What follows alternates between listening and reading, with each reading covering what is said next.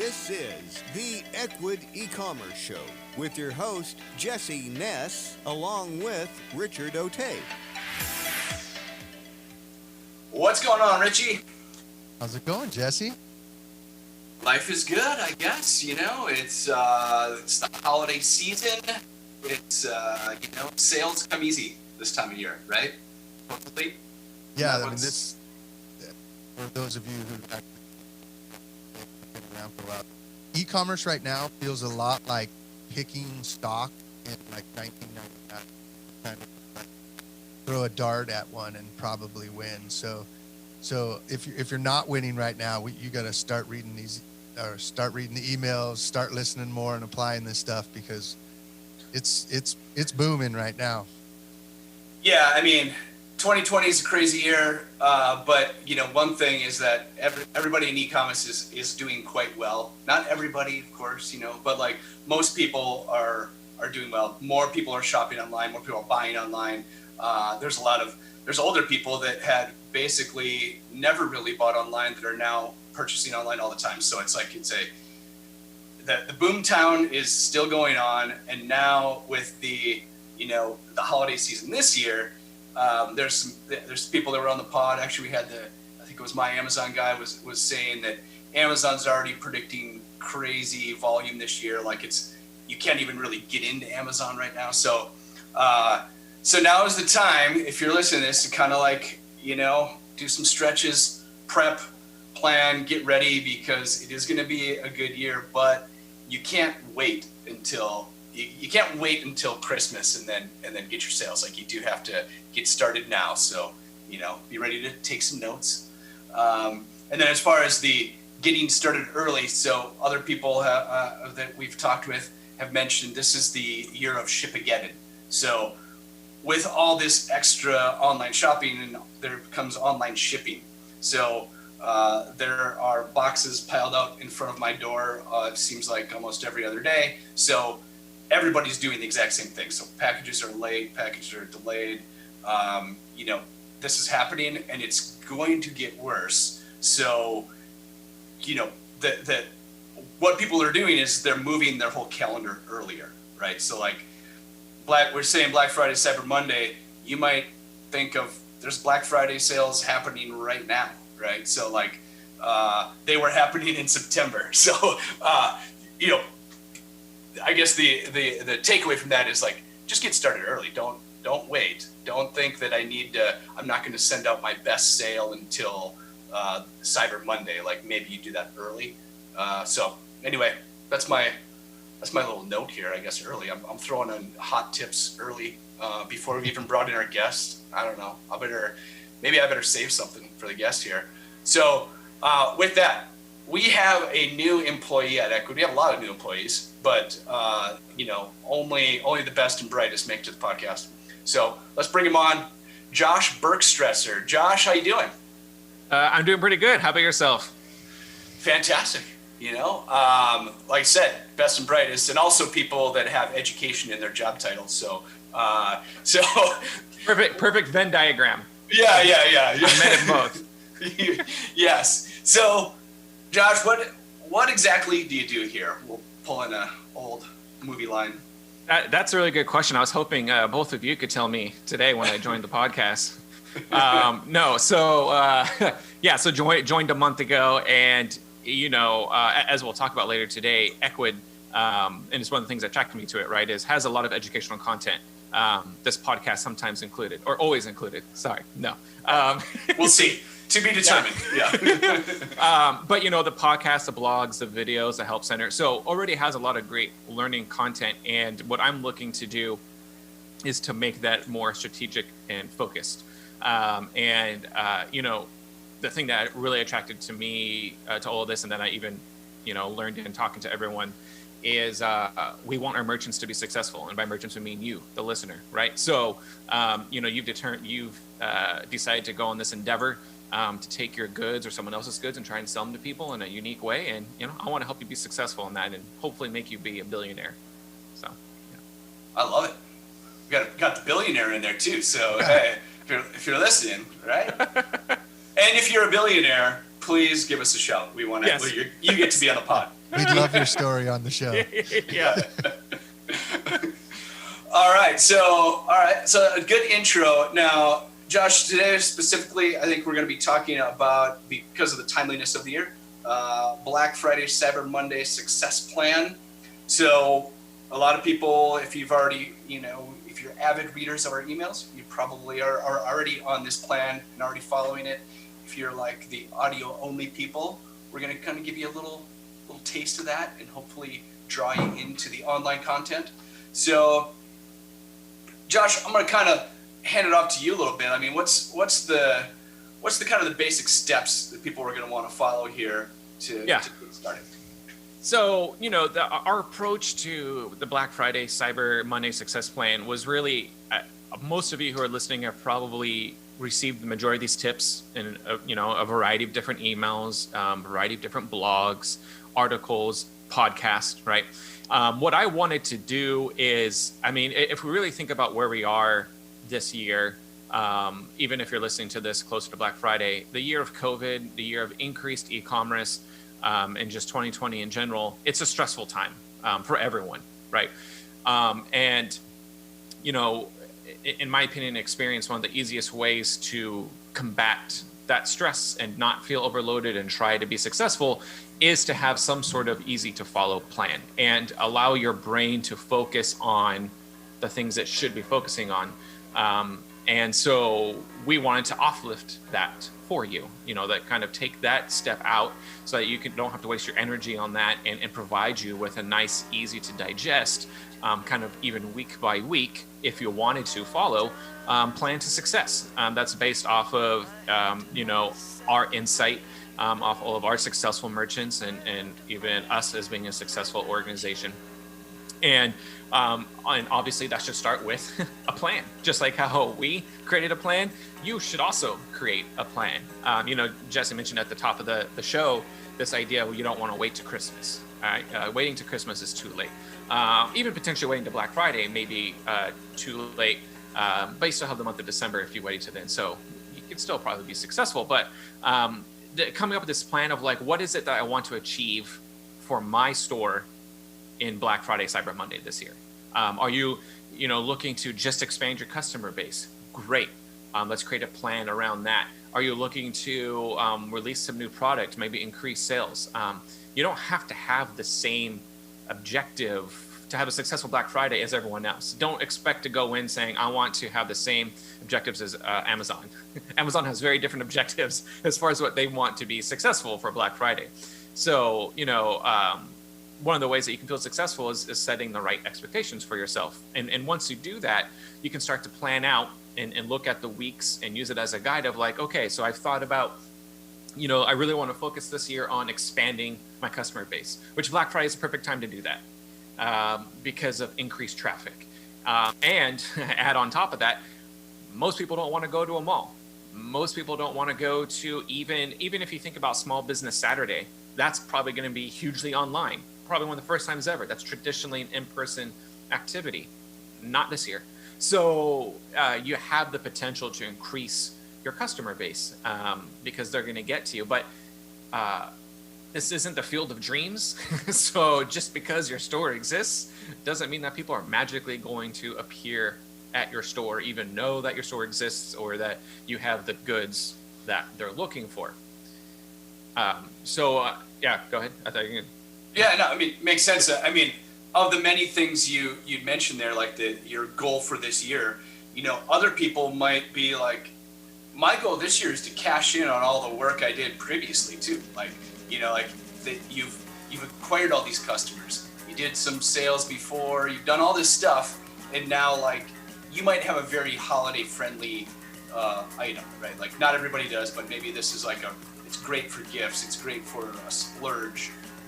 And now, like, okay, you gathered those emails, you have all the pixels out there.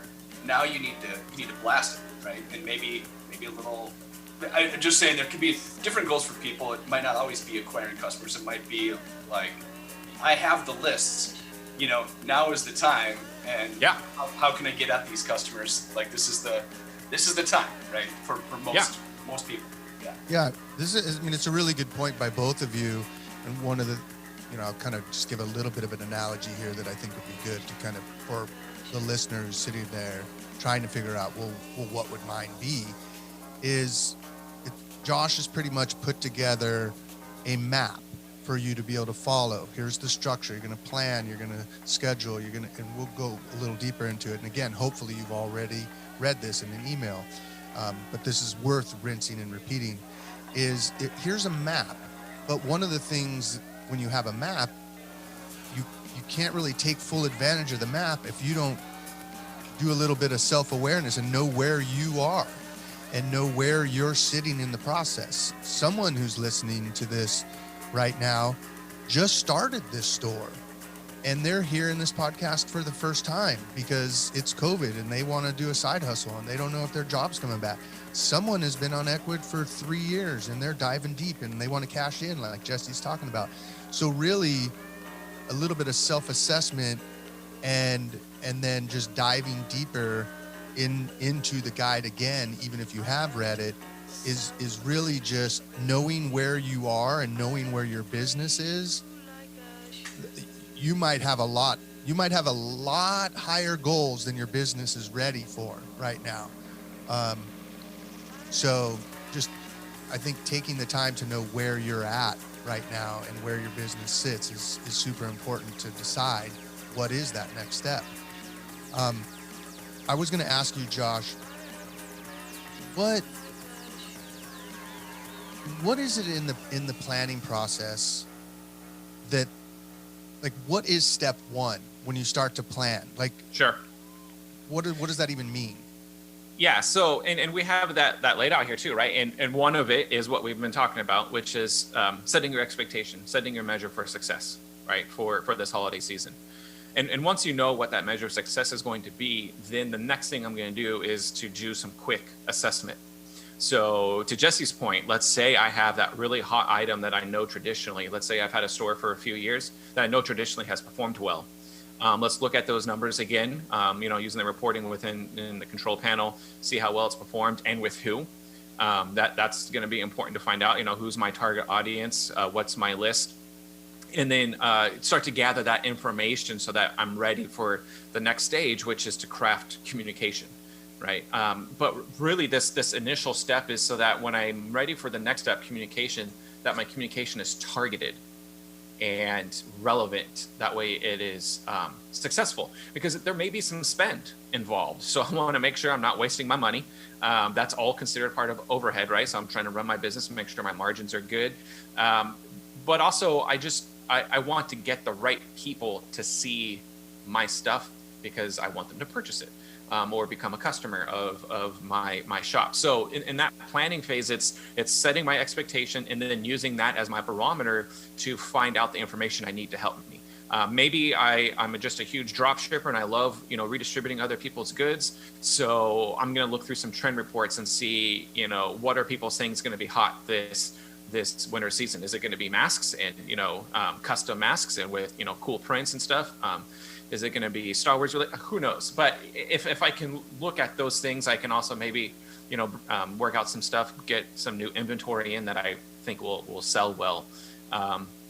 So that's what I would say is really crucial in that initial plan phase. Yeah.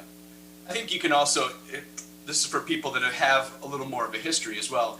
You can take a look at what products had certain spikes at this time as well. Like you might kind of have this idea of like, oh, I know how much I sell, and you're thinking of it for the year, but perhaps there's a specific item or two or a category that really sells well this time of year. Probably a little more gift friendly, or again, kind of that splurge friendly. People are like, they wouldn't normally spend this much on a shirt, but it's their Christmas present to themselves. I don't know, just sort of those trends are going to exist, but you have to look for the data, and then you have to, if you still have time to get that from suppliers, reorder, be ready. Like you don't want to run out of stock on Cyber Monday because there's still another month left. So yeah, good things to think through and think about the planning for that. And then, when I think of planning as well, yeah, you can sit there and plan and think, but at the same time, what do you do next? Like you have to look at a calendar and start picking dates at when you're going to do things, right? Like don't just think about it. You have to do stuff too, and that's what we do at Ecwid. That's what everybody should be doing for their side hustle as well. So anyway, pull out the calendar. It's there. Anyway, going on. So Josh, when you're thinking of, you've identified the products, you kind of know what you want to do. What's the next thought process people want to go through? Build that hype, right? Back to your point of, pulling up the calendar and now coming up with some sort of communication strategy, and looking at all the different channels, right? And we provide you with quite a bit of cool tips on how to leverage the different channels for different types of marketing. And this would be when, if you decide in the planning process, hey, I think I'm going to employ some sort of coupon or discount strategy for Black Friday, which lots of consumers are looking for, especially in 2020. Then that's when I'm going to communicate that. I want to build that hype around, like, hey, I'm going to have this for cheaper than other people maybe, or I'm going to give you a discount on shipping, maybe you decide to really focus on communicating your return policy because you're focusing in apparel or something, and that can ease people's anxiety when purchasing stuff online. Well, whatever it is your angle is going to be for that holiday season, you want to put on the calendar, how am I going to communicate this, and how many channels as possible. It's really not what channel, it's how many channels am I going to be in, and how am I going to be in each channel.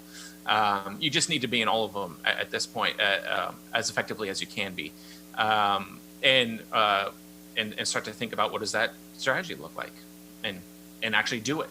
Have those things scheduled up in MailChimp or inside the control panel, or going back to the discounts thing. So I think sometimes people, you're like, oh yeah, I want to do a discount, and I'm going to do a discount for this day, and I'm going to do an email. But that's great, and you should, but you might want to do a couple of them. And so that's why you want to think about the planning ahead. And Josh, you mentioned several of them, right? But like, if you're like a discount you can afford is 10%, by the time people have read your third 10% off, email, they're not seeing it anymore. You're like, so you have to kind of mix it up, right? Like, that, yeah, okay, you want to do 10% one time, maybe the next time it's $5 off, or it's a deal on a gift certificate, or like the number might actually be relatively similar, but you're sending out an email, you want people to click on it, they're getting lots of emails, they're getting lots of stuff in Facebook and Twitter and Instagram. They don't really care about your sale all that much, so you have to make them care, and you have to mix it up. Even though, in your head it might be like, no, I can just do 10%. That's my limit. Your customers don't really care about your limits. They care about what they want to buy. And so right. Mixing up those sales a little bit, like, you just kind of have to do it. Everybody's doing it, by the way. Like, so don't feel bad about it. At Ecwid, we have our plans in place for different emails, and everybody's doing it, I guess. Yeah, and there's one other thing. I'll play devil's advocate for a second here. Back to you got the map, and you're structuring out that you and your product. So some of the businesses out there, the discount helps move it, where there could actually be a listener right now who's hearing this that they might not want to discount their product. They might want to hype up because maybe they're a certain brand, or they're a luxury brand, or they're, they don't necessarily want to discount this. So there's other ways of doing it. Back when Josh was talking about hyping it up, and you also mentioned Star Wars early on. Like, here's a perfect example. Like, Star Wars doesn't come out with a movie, back when we used to go to movies, they don't just like, hey, it's in the theaters now. No, it was on a bus. It was wrapped on billboards and everywhere, and you're hyping it up. So I would just say, hey, I'm by no means saying don't discount. I'm just saying, knowing your product and knowing your market and knowing what you're trying to do, this might be a great time to just hype it up as to, don't even really mention price.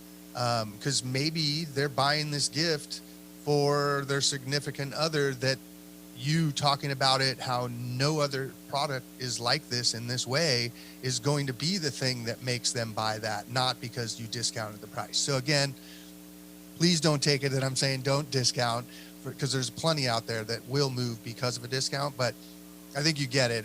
And I would love to hear your feelings on that, Josh, when it comes to just when you're phrasing it as in, hey, hype it up now. Yeah, oh no, I mean 100%. So, an interesting thing that you could do that I was thinking about when you were talking about that is almost kind of personalizing the shopping experience, right? So I could easily, as a merchant, create a guide. Much like how we created a guide for our merchants, you could create what you think is the holiday guide. You could even split it up by demographic if you wanted to, if you kind of had that insight, that research of like, oh, cool, you have some, 18 to 35s in your family. I don't know if people refer to their kids that way, but yeah, I got 3 18 to 35s from this part of the country. But you could have products that you think would align well with that. When you think about, again, this is a brilliant point. Almost everyone's going to have some sort of discount. Lots of different shops are selling the same thing. So it isn't just about, do you offer it the cheapest? It's also, is the shopping experience easy, engageable? When I go to Anthropology, which I do every year for my wife, it's very easy for me to pull up kind of their like holiday guide. And I can kind of pick things from there, right? And so that's super powerful when even the shopping experience can be stressful. I'm shopping for 10, 20, 35 different people, especially when I'm looking for like maybe those kind of things that I put in stocking stuffers that are 10 to 20 to $30. That actually almost becomes harder than the bigger purchases. So yeah, no, I super support this idea of, it's not necessarily just the discount, but also how am I presenting my product? Am I grouping it together? This other idea of, hey, you purchase this product, purchase these other 2 products, it goes really well with these. Make sure you get this cable. Customers hate purchasing one thing and not realizing they needed the 3 other things with it. So I think that's all part of it. And that, again, would be part of a campaign, whether it's partly in the email channel, it could be a banner on your site, a special landing page that you created where you kind of group some products together and use the site designer to achieve that. Yeah, I think that's a fantastic point. Perfect. So kind of along with that, so when you're going to start sending these emails, if you've looked at your calendar, some of the things we mentioned here, you can't just whip that up in one day, right? Like you're like, man, I wish I would have taken pictures last week, or, boy, I wish I'd have had the proper camera to make a video to describe this little feature that I want to talk about in this video, or like on this email. So again, planning ahead, making sure you have the right assets. Anyway, a lot of those emails, they're great, but they sometimes take more than a half an hour worth of work to send that out to your customers. So there's only so much Mountain Dew and Red Bull at your local 7-Eleven to help you really plow through those items. For sure. Like you're going to thank us for starting early on this stuff. So yeah. So what you're saying, Jesse, is you can't wait until Black Friday to get that new camera to take your pictures to get this done, because then you're going to miss it, right? Absolutely. And there's probably a Black Friday sale earlier. So, hint, hint, get those cameras now, get all the assets you need, and then, be ready to communicate. So, Josh, you mentioned several different things. Obviously, email is kind of the easiest, cheapest way, that's sort of I would just say that's kind of table stakes for everybody out there. Like, you should be sending emails. What you mentioned some other channels out there. What are you recommending this year for people to communicate to their customers?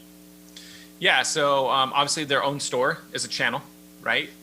So if you have people who visit you often, that may even be more impactful than an email because they're actually going to see and look, right? Facebook is going to obviously be a super popular place to get out to certain demographics. People are seeing those ads on there all the time. Same thing with Instagram and Pinterest. But depending on your demographic, and if you're also looking to acquire new customers, maybe younger customers, TikTok is obviously super huge. And the great thing with TikTok is, to Jesse's point of it takes a lot of time to produce stuff. TikTok, not so much, right? Just whip out your camera, put it on a little tripod, and you whip yourself up a 10-second ad. real quick. Same thing with, the new Instagram loops. Instagram's trying to do a similar thing with TikTok. Create those stories. You can even have your stories planned out and feature a different product in each story, throughout a 24-hour time period or a 1-week time period. There's a lot of fun kind of creative approaches you can take that shouldn't take a lot of effort. And the other thing that I would say is don't be afraid to repurpose assets. Don't be afraid to repurpose previous communication and just change some things here and there. Slap on a Black Friday banner, to a product photo that you've had before that you've known has worked. You're not really looking to start from scratch here, right? You're just really trying to be more effective and tailored in this 1 to 2 month time period. So I'm all about working smarter, not harder. I hear you there, and I also heard that we can get a 10-second TikTok video out of you to promote this podcast. So I'm Wade. Let's please record that. We're gonna spit that back at Josh. Oh no! I want a TikTok. So anyway, we'll come back to that. But I think another thing, as far as like using multiple lines of communication. So a lot of people are using MailChimp. We did a great integration with MailChimp just this year. This is something I use because I want to work faster or work smarter rather than harder. When you do an email blast out of MailChimp, it's already kind of built into the process where you can also send it to Facebook, Twitter, and Instagram. And it basically, there's a link to your email. So like little hint to everybody there, it's built into MailChimp. You send the email, and then you can adjust the Facebook, Instagram, and Twitter message. And maybe you should be doing something custom for each of those platforms. I know, of course, yes, you're going to do all the special stuff. But if you just want to get stuff done and keep moving on with your day, it's a nice little feature to have. So anyway, little shout out to MailChimp there, everybody. Just MailChimp, if you're listening, we're helping you out. But anyway, all right, we'll hold that TikTok thought here. Anyway, what do you think on advertising as well? I don't want to go in depth here because me and RichE have had multiple podcasts about just Facebook ads or just Google Shopping. But if you're not out there, if you haven't been doing that, this is probably the time to launch these things. If they don't work in December, they're probably not going to work in February, right? This is probably the best time to, start advertising, at least remarketing. Anyway, I'm just maybe I'll stay off my soapbox because we've had a whole podcast about that. But RichE or Josh, anything you want to add on advertising to shut me up a little bit? No, I mean, it's all about awareness, right? If someone doesn't know about you, the odds of them buying your product are slim to none. And I think kind of taking a lot of the conversation we've had so far, we don't know where the customer is in the buying process. I mean, inherently, there's not that much different going on in Black Friday and Cyber Monday other than this thing known as Christmas that gets a bunch of people to buy a bunch of stuff. I mean, it's not like people shop more in the winter. They do just as much shopping all year long. They're just buying presents for other people. So I think when it comes to advertising, maybe just thinking that out in how you work with your creativity, or maybe you talk about, you never maybe used to talk about it as a gift, but now you actually mention a gift, or maybe you do something playful back when we used to get together and have white elephant gifts and stuff like that. It would be like, hey, you could do price grouping. Is it a $20 friend? Is it a $50 friend? Is it a $100 friend, right? You could sell your products like that. So just really, I would say play with the advertising a lot more right now, because advertising also, from what we've experienced multiple times over, sometimes it's a lot like college and where quantity number of beers mattered more than the quality of the beer. Sometimes it was just getting enough out there. You don't know what creative is going to hit with your customer always. We'd like to think we do, but if the movies always knew what that hit was going to be, they would only make that movie.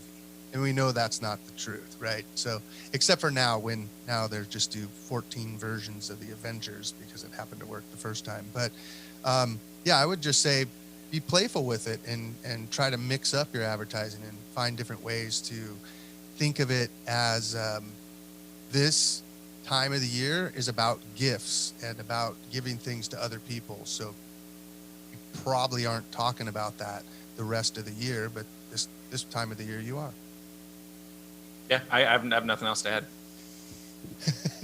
Ooh, is that a mic drop too? I got to take it off this thing. Except for your dig at 14 different versions of the Avengers, but we'll save that for another podcast. When we get in person, I sent some boxing gloves coming out here. We're taking that offline, the Avengers argument. All right. Nothing against the Avengers, man. I mean, you know. It's just the 14th one that got you. Okay, yeah. All right, and now, hey, if you're an e-commerce store and you've figured it out, Avengers 1 through 5, 7, 8, like, you're still going to do all the way to 15 and 20, so I get it, right? Like, roll out the greatest hits, guys. Package all your products together, just like the Avengers did. Anyway, just trying to tie it together there for you. All right, now let's kind of, people have done the planning, they got the communication strategy ready to rock and roll. Let's bring us into more like Black Friday, Cyber Monday here. What's some extra things that people should be thinking about specifically? Yeah, so shipping, right? I mean, I would imagine that's the single biggest thing. Really two things. And even though the next step is setup, that stuff doesn't require a whole lot of conversation, right? Because that's just kind of the nuts and bolts of going into your store, which you're already doing every day, every week. But when we think a little bit about beyond setup and we think about Black Friday holistically and Cyber Monday and Small Business Saturday and, that first weekend before Christmas and the day before Christmas, what we're really thinking about there is customer retention. The customer experience, and not just the shopping experience. At this point, we have set up, or you have hopefully set up, the kind of front-facing shopping experience and the guides and the groupings of the pricings and recommendations of stuff. But it's, what are you doing, or what are you thinking of doing after they make that purchase? And thinking of, one of my favorite things when I talk to people about this is the Hertz customer journey map. Hertz, the car rental company, and they mapped out their entire customer journey. And most organizations go through this often. But one of the things I found most surprising about their customer journey map was the first step was booking a vacation, and the last step was returning to the airport or getting to their terminal. So you had points on this map that Hertz isn't really responsible for, or does not have a lot of control over, right? Like, they don't have necessarily control of you getting past security to your terminal, nor do they have a lot of influence on how you decided to book your trip, before you even thought of like, I need a rental or whatnot. But thinking of those things does allow them the opportunity to think of, how can I, in my sphere of influence, ensure that my customer is taken care of in the best way possible. So that means things like return policy, and whatever your return policy is and whatever you decide works for you, that it's clearly communicated before purchase and after purchase. And maybe, again, I can't stress enough how important it is to highlight that return policy, highlight the sale and discount policy, coming up with maybe some sort of engagement and thank you strategy for after they purchase things, and say, hey, you purchased this, don't be afraid to come back and maybe, pick this up a few weeks later, or, please come back to us for this, or let's say you have a complicated product, here's how to use this product, right? I recently bought a tripod, and the very first thing I got was an email with 10 YouTube videos within 2 weeks saying, thank you for purchasing this. Here's our different videos on how to use it. Fantastic. Keep me engaged with that product, and I'm going to keep coming back to you. So that's really what I would, just part of what I'm sure you guys will have some further additions as well. But like this idea of keeping the customer happy post-purchase, because that's what's going to keep them coming back to you. And that's ultimately what we want for you, and what you want is once they've made those purchases, if they're new customers, lock them in. It's cheaper to keep those customers than to keep having to increase your ad spend or increase your ad buy or create these creative assets that aren't going directly to sales. Right? Yeah, speaking my language, Josh. I mean, like, of course, like, it's hard to get sales, right? You know, Yeah. it is not, you know, like, you finally get one. That, don't screw it up from that point on. Like, you know, deliver it on time. If it's late, let them know. Communicate. You know, make sure that the tracking numbers are going there. And then, you know, yeah, like, is there a way to surprise and delight when they open up the package as well? Like, is it, you know, if it got shipped from Amazon FBA, there's not much you can do. But if it's shipping from your home, is there something a little bit extra that maybe wasn't even on their website? When they open it up, they're like, wow, this store is awesome. I'm going to tell my friends about it. I'm going to take a picture and post it on Facebook or whatever. You know, those little extra things you can do. And actually, you mentioned you say about a tripod. You got a bunch of YouTube videos for it. That didn't cost that company anything, right? Like it cost them money to probably set up the videos and everything like that. But once they get this going, that's just an automated email, right? Like, it's the same thing as an abandoned cart email that you can set up through Ecwid, you can set up through MailChimp. It's a follow-up email, essentially. So very easy to do, but you remembered that, right? And mentioned it on the podcast. So, like, those are very, very easy things you can do to kind of, you know, keep that customer coming back. Yeah. So, yeah, I would say over communicating. I would just double down on what you guys were just talking about. Over communicating, especially if this Shipageddon, as you're referring to, is going to be happening. Like, I can't remember the exact stats, but it was quite surprising when I saw them, where it was saying, like, if the customer was going to receive the product late, like, you telling them and being in constant communication with them on what was going on exponentially helped the positive feedback, even if it was late. Like, of course, they'd rather have it on time. We don't even need to get into that.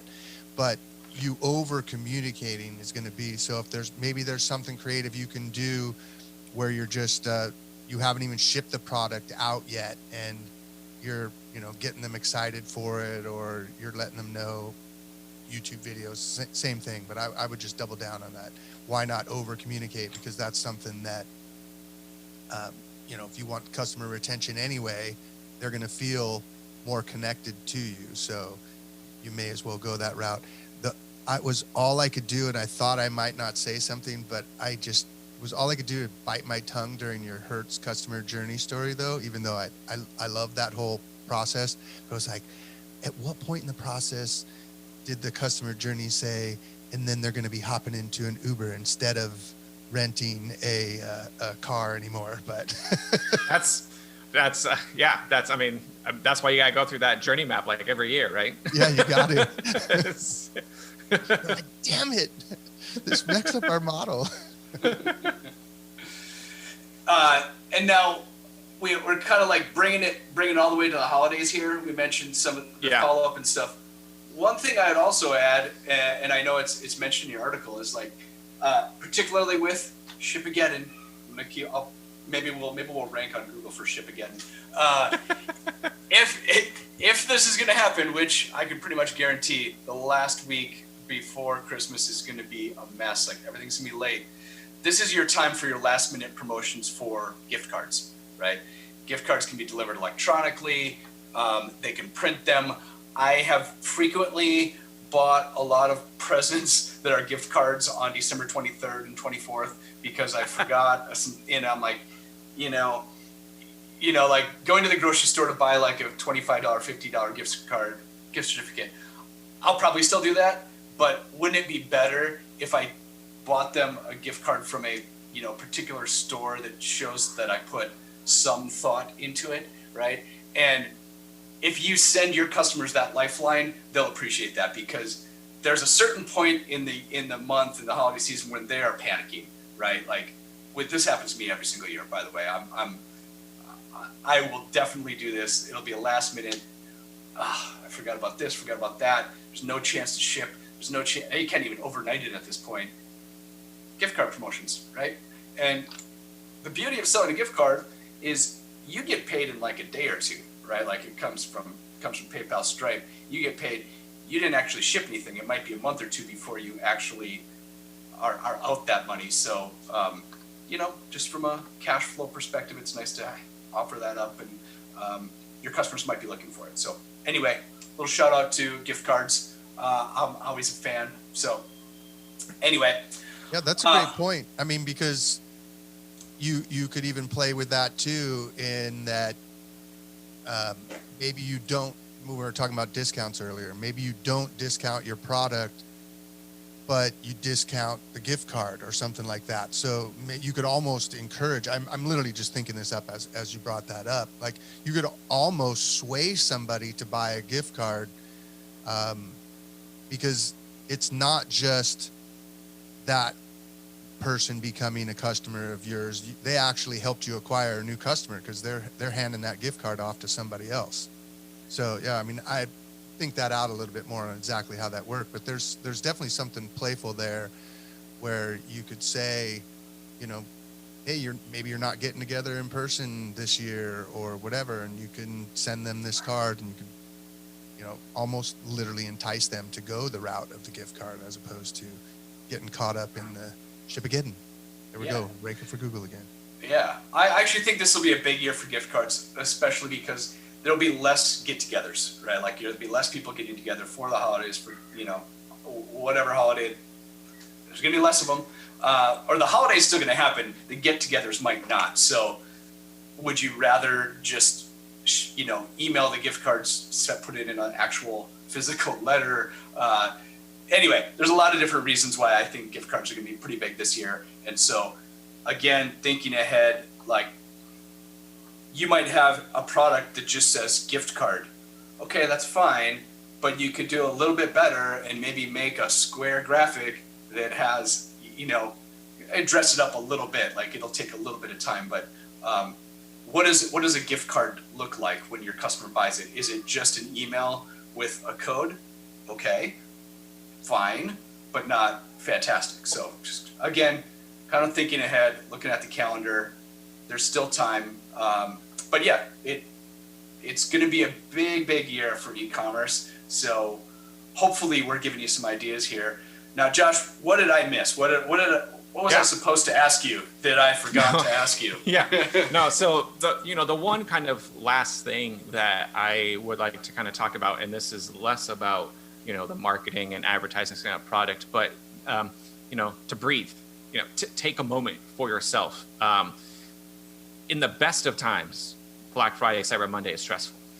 We are definitely not in the best of times as far as easygoing in 2020 to overuse the 2020, right? It's an overused tripe at this point, but it exists for a reason. And in our article we put in 2 links, one to kind of help you be more productive in running your small business, and another one, and this is important to me, and this is what I like to kind of bring into a lot of our education, but this idea of resilience, taking time for yourself, recharging, because it's just going to be a lot of work. And to be quite honest, those few days around when Black Friday and Cyber Monday sales are happening, that is actually a good time for you to take a little bit of time for yourself. Monitor your site, make sure nothing's broken or anything, and trust in us to keep your site up and running on the Ecwid site. But you're going to have a lot of work to do after all of those sales, so make sure you have the energy to do that, because that, as we kind of said, that's going to be equally important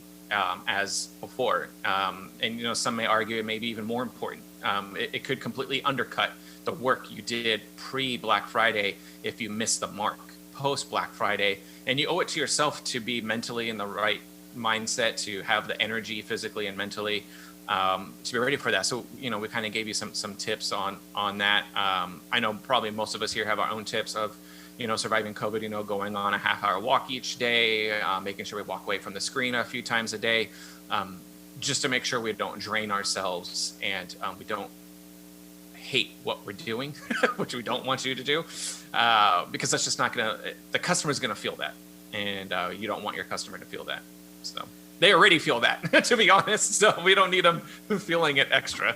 Yeah, and when you get those customer complaints that come in, if you're drained, your response to them isn't going to be as nice and pleasant as if you had a moment to reflect and you take it in stride, and now your email response will be so pleasant they'll just thank you and tell their friends about I had this late shipment from this company, but they were just so nice, so you should check them out, because if you don't take a break, it's pretty easy to snap back and start arguing with people that gave you money, right? Like so, exactly.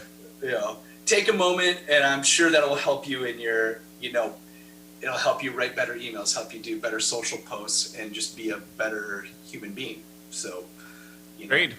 Yeah, it's a great point, Josh. I'm glad you bring it up. We're talking, specific tactics so much, or high level strategies so often, that between those two, we rarely come back to the mindset piece of it. And it just reminds me of, I don't remember the exact joke, but it's kind of like, it's joke-ish, let's just call it, where it's like, a lot of people get into doing their own business because they don't want to answer to anybody. And then once you actually get into it, you realize, you're right, I don't have to answer to anybody anymore. I have to answer to everybody now.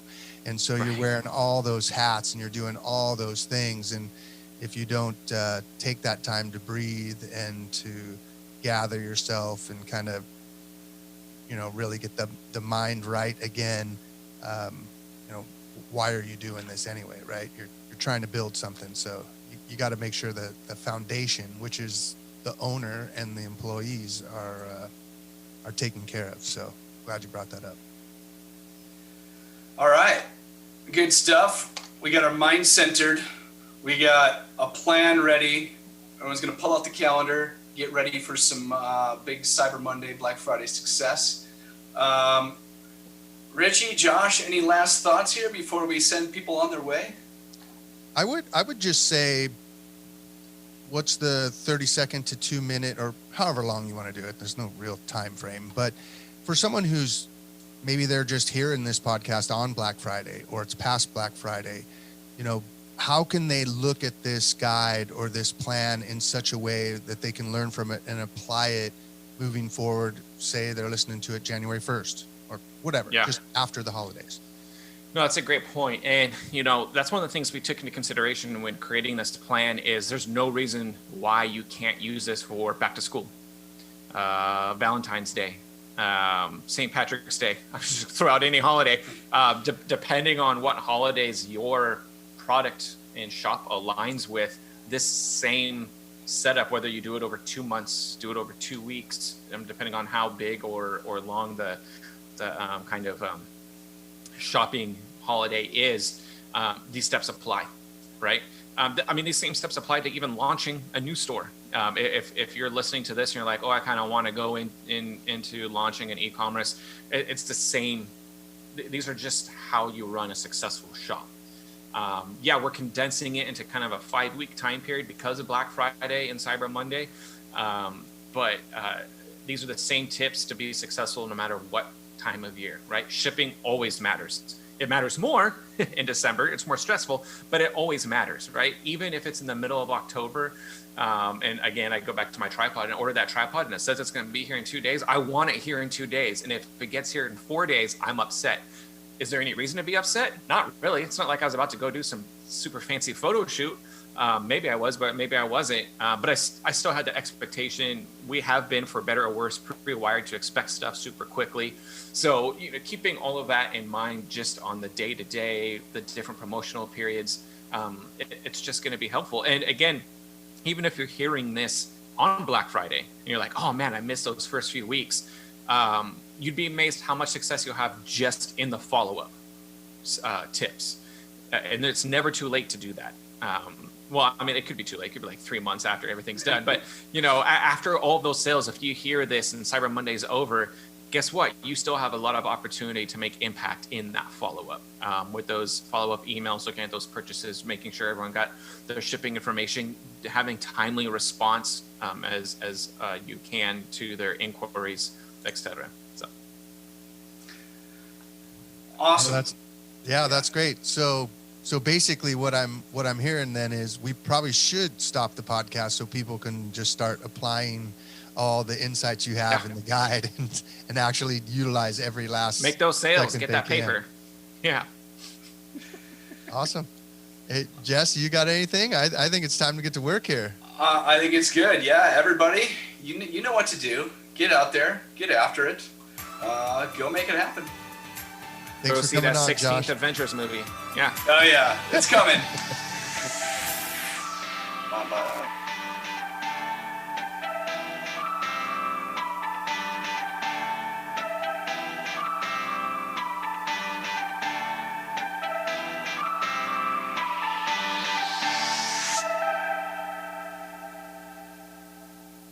Hey, this is Jesse and Rich. We want to let you know we really appreciate you listening.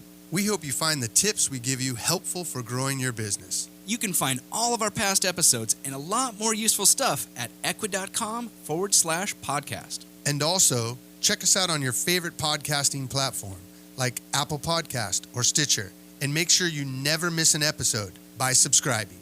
Be sure to let us know what you think by rating and reviewing so we can serve you better. So subscribe on your favorite platform. And come join our community, check out the transcripts, or tell us why you would be a great guest at ecwid.com/podcast.